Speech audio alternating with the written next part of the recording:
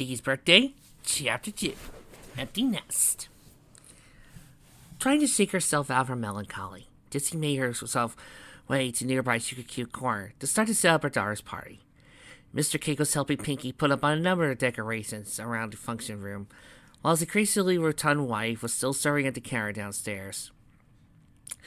It was a few months until the cake's full was due, but Mrs. Cake was already larger than Ditsy remembered herself being when she was carrying Dinky.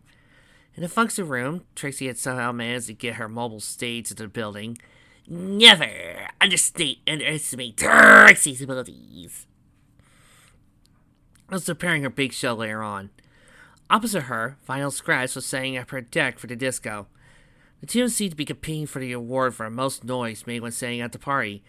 So far, Pinky's party cannon was winning. This was going to be the biggest birthday party her daughter ever had, thought Ditsy as she started to arrange plates of food on a buffet table. Normally, she couldn't afford anything so lavish. But so many ponies around town had followed her to help. Ditsy felt so honored that most of the town loved her daughter. Still, not only was it her birthday, as he recently got her a cutie mark, it was her cute Sierra as well, and that deserved something special. Ditsy glanced out the window to see her daughter and a herd of her friends rushing through the streets. Dinky seemed to be enjoying her new skates, apparently locked in a race with Scootaloo. The latter was on her scooter, while Dinky, on her skates, was being pulled along by a large white dog, a Great Pyrenees, far bigger than the largest of foals. Is this an Azumanga reference? Ditsy would normally be worried, but she recognized the dog as Parcel, Silverscrip's loyal companion, and the likely source of Dinky's recent interest in owning a puppy. The saddlebags on the dog were empty, so it looked like he and Silver had finished their rounds, and her boss let the dog front with the foals for a little while. In fact, yes, there was her boss, trotting along at a more reasonable pace following the foals. It was odd to think that he was possibly the most important male figure in Dinky's life. The thought brought her back to Castor's letter as she tried to bury it again. While she the children play, Ditsy could see why her daughter would rather spend her time with them than her. She tried her best, but she was far less entertaining. She sighed for a moment. Why did things have to change? She remembered when her daughter loved to spend time with her. This is gonna be a great pie, said Pearl, Sweetbelle's mother, breaking Ditsy's train of thought. Sorry? Asked Ditsy. I said this is gonna be a great pie. You alright? She continued her nasal accent. You look a bit out of it. Sorry, I was just thinking. Ditsy looked up at the older unicorn. Pearl had been a great source of advice for Ditsy as long as she had been living in Ponyville. The older mare had raised 2 unicorn fillies after all. Do you ever feel like you wish Sweetbelle would just stop growing up? She asked. Oh, all the time, laughed the pink one there. I remember when me and Magnum were a whole world. Now it's always Scootaloo this, Rumble that. You can't keep them in your apron strings all their life. They're not babysat forever, I'm afraid. I know, and maybe it's wrong of me, but I just wish it would all slow down for a while. I miss it when Dinky was my little filly. Why can't things go back to that? Sounds like some ponies being a little broody. Magnum got like that when Rarity started getting a little more independent. He begged me for another foal. And, well, that stallion can be quite persuasive when he sets his mind to it. I think he was hoping for a cult. She looked over at her husband, who was discussing something with Mr. Cake that apparently required very involved gestures. Maybe you should think about getting yourself a stallion. You know, besides Shining Armor and Twilight, I would have loved it if the main cast had a little brother as well as a big sibling. Would have been interesting to see. Just my Tracy's thoughts here. Oh, I don't know, said Ditsy, shuffling her hose. I thought about dating, but I don't really have the time, and, well, I don't think anybody's interested. Don't you sell yourself short. Maybe you should put yourself out there a bit. You never know who'll turn up. Apple. So yes, let me take a large red fruit from the basket, open for guests. Thanks, said Ditsy. not sure about the non-sequitur. So he took a bite of the fruit. It was sweet. Maybe you should get used to eating apple more often, suggested Pearl, waggling her eyebrows. So he paused waiting for a response, only could be me to stare for Ditzy. Anyway, she continued, you think it's bad now. Wait a few years. Your daughter won't want anything to do with you. Too embarrassing. Verity used to love watching football with her father and playing dress up with me. Then suddenly, overnight, that sport is for barbarians. And do you have something a little less talking, Mother? Said Pearl, imitating her daughter's affected accent. He looked down at pink blouse and white sweatpants. Tacky, these are classic. Anyway, it's a rule. They hit puberty and suddenly they want nothing to do with you. You just gotta live with it. Dizzy felt a little shaking. Surely Pearl was joking. So you could understand Rarity being embarrassed by her parents. The Fashionista was rather high-strung, although basically a nice pony, but surely Dinky would never be like that. After all, Dizzy hadn't acted that way around her parents. Oh, she had. She remembered being mortified when her father picked her up from a friend's party and referred to her as the Itsy Ditsy Bear. Of course, Dinky would be embarrassed of her when she grew up. How's this nothing? Asked Ditsy, dropping a white-brained hand to her head. How's this look? Her daughter stood several legs away from her, apparently trying to pretend she had never seen the older mare before in her life. As she stood straight, the young mare would almost be her mother's height by now. Not that she did often, since Lousy seemed to come naturally to her. Mom! She moaned. Nobody wears hats like that anymore. That was like so last week. It don't go mean nothing. She shook her back suspiciously. Some pony I might know one here. Well, I like it. It's not very expensive. I might treat myself. Dizzy examined herself in the mirror, tipping the hat to a righteous angle. Mumbled Dinky, nosing about in a basket containing a number of false beards that all fillies seem to be wearing nowadays. A pair of teen mares wandered by through the market, talking animatedly to each other. One had a neat pointy beard attached to her face, while all the other had an untidy bush of hair. Dinky quickly slid behind a nearby mannequin to avoid detection. Dinky passed a number of bits over to the sales assistant and took her daughter by the hoof. Come on, let's head to Secret Cute Corner. I'll get you an ice cream. Secret Cute Corner is like nowhere now. Everybody at any point goes to carbohydrate etc. on exterior section instead. Young mare complained, dragging her hose. Do you realize how hard it is to do one of these Valley Girl voices and that type of pitch? It ain't easy, folks! Hey, Dinky, came a gray-coated stallion wearing a fashionable periwig floating across the marketplace. Oh, I remember, muttered Dinky, suddenly flipping her mane over her face. You busy? Yes. Me, Snitz, and Bloomer could hang out by the lake. I looked you, said Dinky, turning away from her mother. Don't worry, said Pearl with a grin. Not as bad as you think. Even Verity says she still loves me. Used to see the dress she made for my last birthday. She's so very talented. Not really my style, but beautiful. I just need to find the right time to wear it. Dizzy nodded, trying to look happy. I'm sure I'll be fine. Dinky loves me. That's the spirit.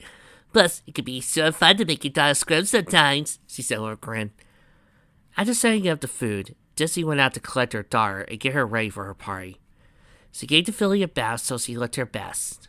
Her daughter was excited and wanted to get back to her friends as quickly as possible. It was a shame. Dizzy remembered when bath night was a special event. Dinky used to love splashing around in the tub, and they both got squeaky clean, even if the bathroom ended up a mess. Dinky wanted to wear her skates back to the party, but Dizzy told her they would be too dangerous to use a crowded room. Purple Philly pouted a bit, but eventually agreed. She seemed to be more willful than she used to be, thought Ditsy. The two of them only made it back to Secret Cute Corner ahead of their guests. Soon foes were rushing about, bouncing off each other, while the various adults were gathering around the walls in small groups, chatting while keeping an eye on their offspring. She and Dinky made their way through the crowd, accepting presents and good wishes as they went, and offering thanks and hugs in return. Ditsy was glad her daughter was so happy, but she couldn't help but think it might be better if the party was smaller. so that gave her more time with her daughter while she still had a chance. She tried to drive away the thought. She was being clingy, just like she had been when her daughter was taking the test for Harshway Academy. So she had lots of time with her daughter, if she still wanted her. "Oh, hello," came a voice with a Tringham accent. Dinky turned to see Pip approaching. He was scratching uncomfortably and soon as may have been slicked back. "Sorry I'm late, Dinky. Me mom made me wear good clothes," cried Dinky, rushing over to the colt. She came to a stop in front of him nervously, before giving him a quick nuzzle and pulling away, both of them blushing. "Oh, there goes my little toy ship." Dinky frowned a little. She didn't think her daughter had done that before. Another way she seemed to be growing up, and rather too quickly in her opinion. I called you a peasant." The small fool reached into his saddlebags and pulled out a gift wrap shape.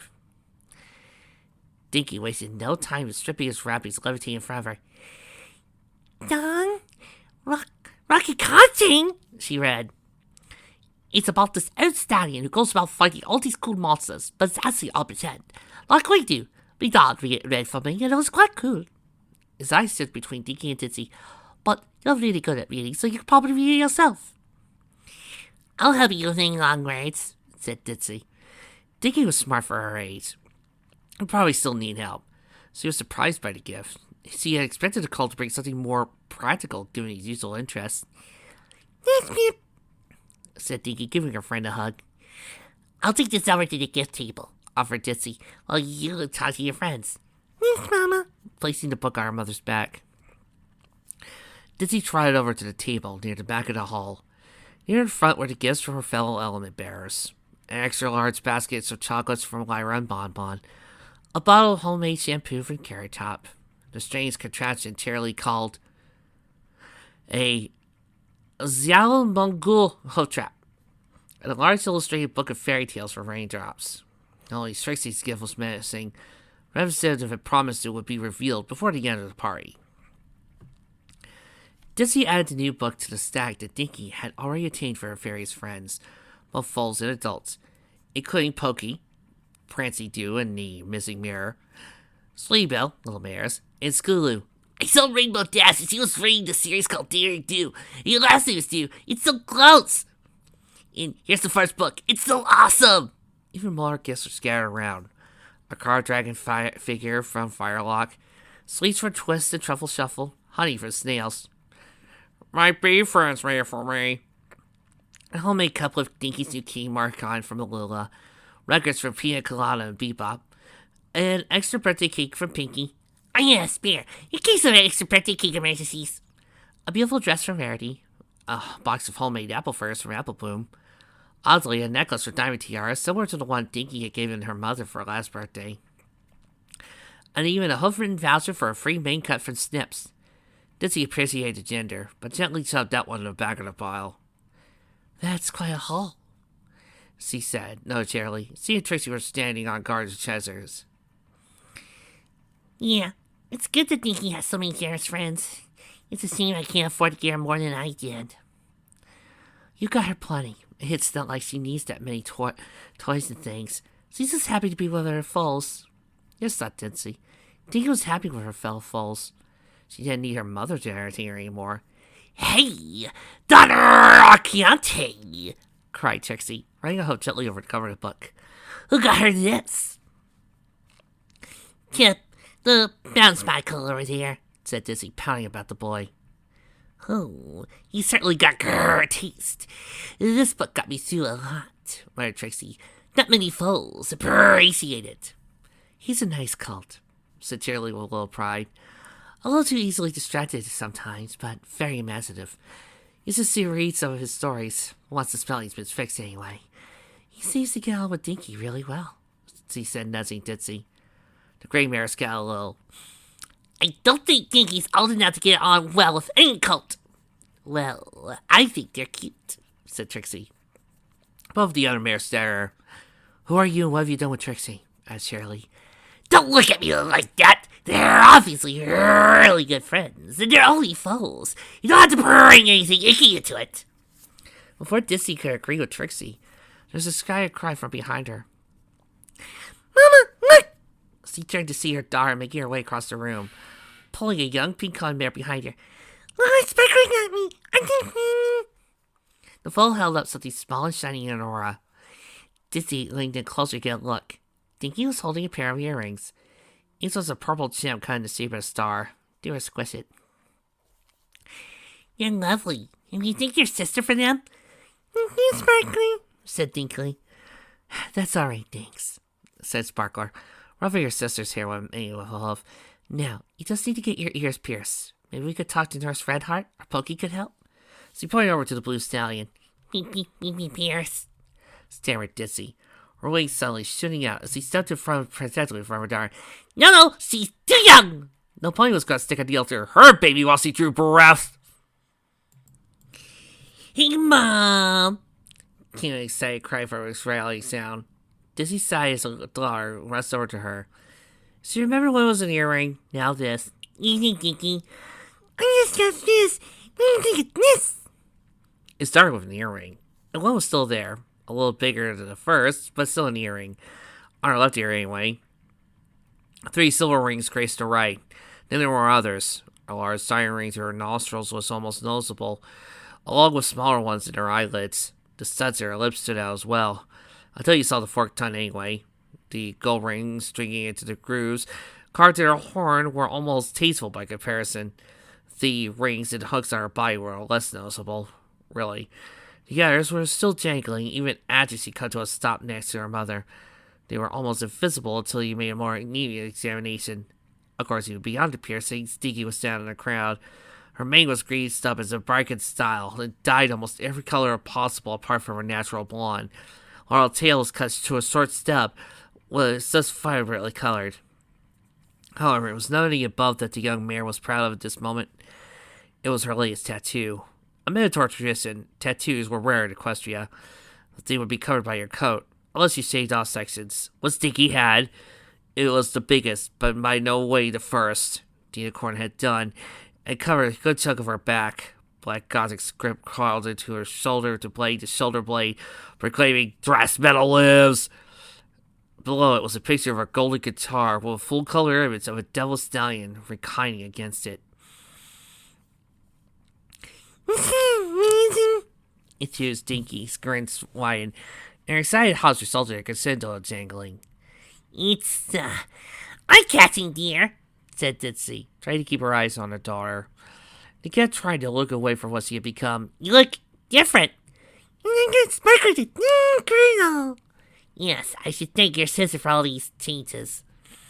"Calm down," Sparkler said with a grin. "I was kidding. These are clip-ons." She indicated the small clasp on the back of the earrings. "Mama," said Dinky, looking confused. "What's first?" "It's, like some older ponies wear earrings. They have holes poking the ears to fit the earring, though." "It's not just ears," nodded Shirley, butting into the conversation. "Some other places." She realized who her audience was and began to wither under Ditsy's glare. Never mind," she said, slinking away in the crowd. "It doesn't feel very nice. Doesn't it hurt?" said Dinky, sorry slightly. "Well, yes, a little," said Ditsy. "But less than you think," said Sparkler, batting her own earrings. "Are you ears, Mama?" Ditsy's ears drooped, trying to hide the small holes in them. She got her done not long before meeting Dinky's father. They made her feel very mature and feminine at the time. Looking back, it all seemed so silly. Was that how her own mother felt when she told her not to get them done? Yes, but I was a lot older than you are when I got mine done." Thankfully, Dinky seemed to accept it. "Okay, Mama." Sparkle levitated earrings over and gently clipped into Dinky's ears, making it flop around for a moment. "Why don't you show your new friends your new present?" she suggested.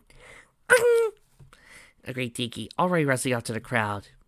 "Sorry about that," said Sparkle awkwardly. "It was a joke." "It's okay. Thanks for coming," said Ditsy a little ruefully.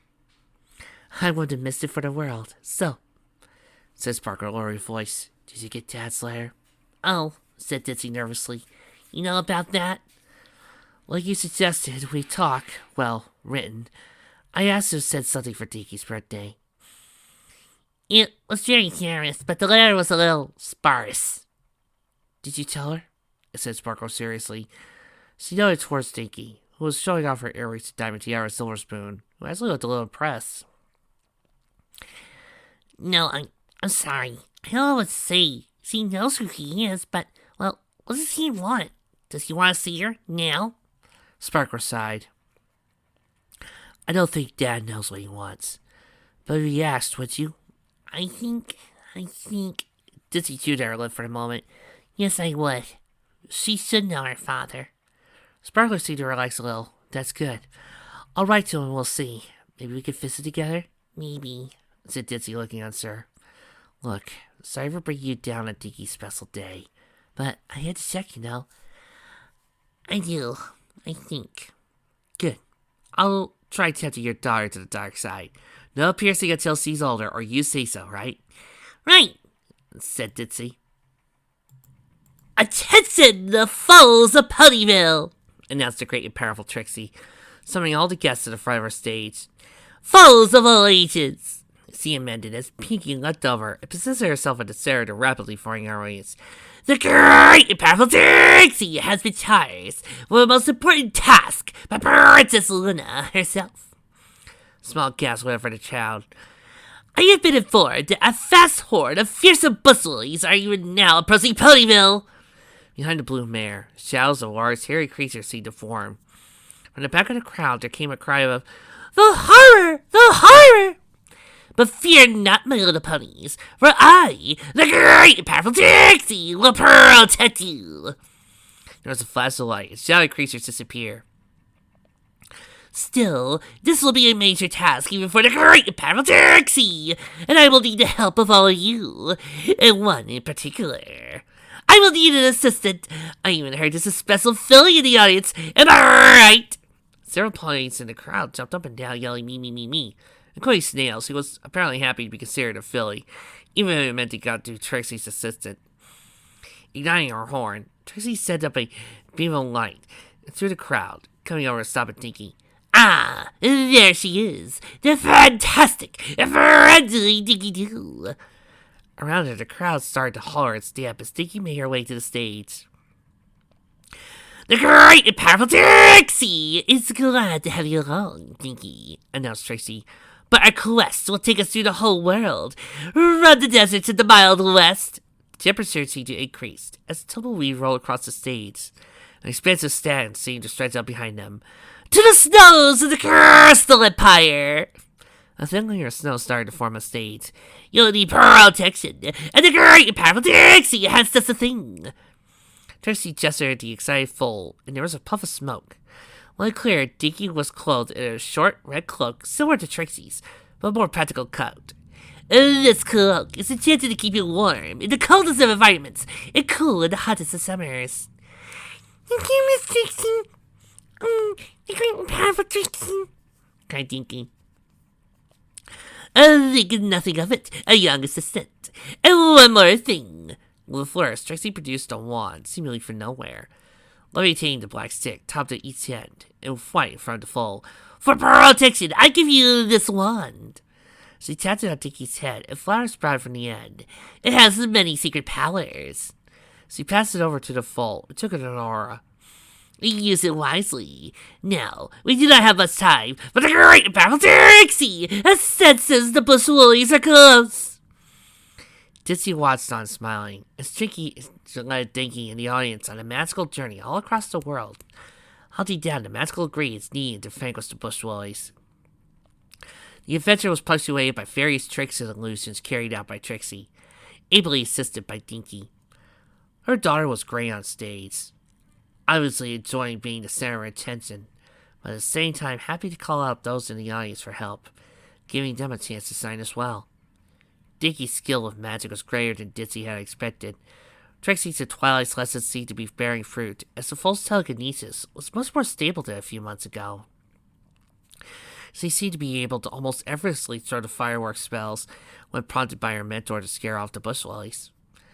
Finally, the show came to an end, with magic ingredients being used to change the shadowy creatures into much cuter furry creatures. Which faded away as Dinky wished him farewell to the thunderous stamping of the crowd, As her reward, Trixie let the foal keep her new cloak and wand. After the magic show came the cake. The cakes really outdone themselves this time.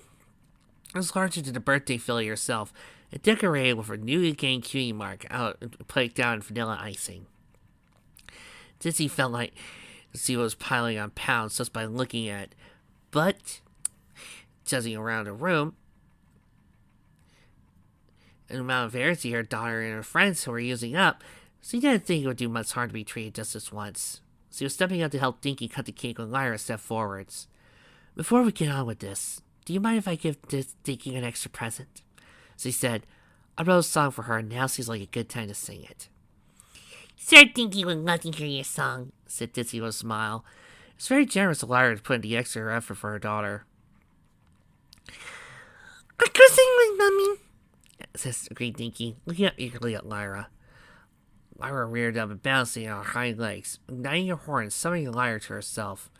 She closed her eyes for a second and took a deep breath. She looks outside her window at the rising sun. Then she turns and cries hello to her beloved mom. Ditsy smiles back together. They start having such a lovely day. Ditsy smiled down at her child, who sat eyes wide, entranced by the music. She eats her breakfast treat, then settles up her school bags and hears her mama say, Hey Muffin, can you see how good it is today? You have your friends all over town and every pony wants to play. Your heart is full of love and your smile extra wide. Your cutie mark shows me that your friendship will always shine. Oh, Dinky-Doo, all the town is friends with you. You're the muffin of your mother's heart and we all love you too. Ah, cutie, tell me how hard your big heart can be. It contains so much love for every pony.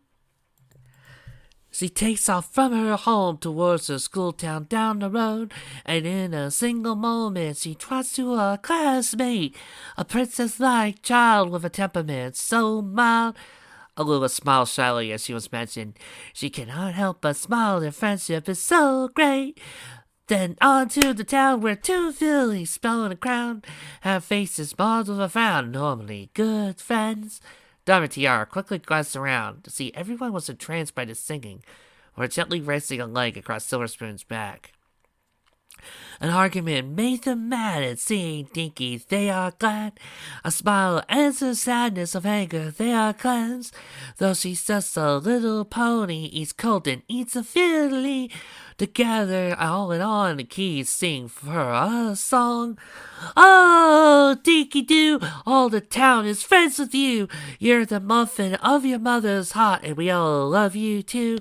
Ah, Dinky, tell me how big can your heart be?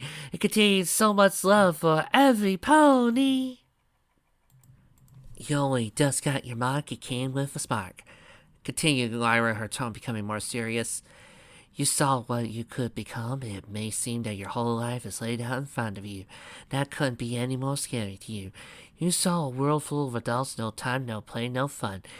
Well, without you couldn't climb, it may seem like your childhood's years end. Listen to what I have to say. You shouldn't give up that full inside, full of innocence. Don't hurry to be an adult, show your brilliance. You've got a ways left to go, and you got plenty of time to grow. The whole party took up the chorus, singing along with the music. Oh, Dinky-Doo, all the town is friends with you. You're the muffin of your mother's heart, and we all love you too. Ah, Dinky, tell me how big can your heart be? It contains so much love for every pony. It contains so much love for every pony. Oh, you have so much love for every pony. Phew. Haven't got to sing a Brony original in ages. Woo! When the song finally came to an end, Dinky leapt forward and threw her hose around Lyra's neck, almost unbalancing the mint unicorn. She babbled. That's all right, kid, gasped Lyra. What's more, surprising, exciting feeling for one pipe. You're very special feeling. I want one, mumbled Bon next to her fair friend, causing Lyra to choke for a moment. I've had a song. It's been ages since you wrote one for me. Why? What did you think I meant? She said with a grin. Come on, Muffin. Time to blow out your candles, said Ditzy. Behind the cake, Trixie lit up her horn, and the cake burst into a light as flames sprung around from each of the candles. The illusionist seemed to become more adept at fire magic, a new skill she picked up during their adventures. Dinky hopped over and took a deep breath, burning silently with all her might. All the candles went out almost all at once, to the cheering of the guests. Now, time to cut the cake, said Ditzy, somewhat muffled by the large knife in her mouth. She felt a tingle as Dinky grabbed the blade with her. Help me, Mama. I can use my magic.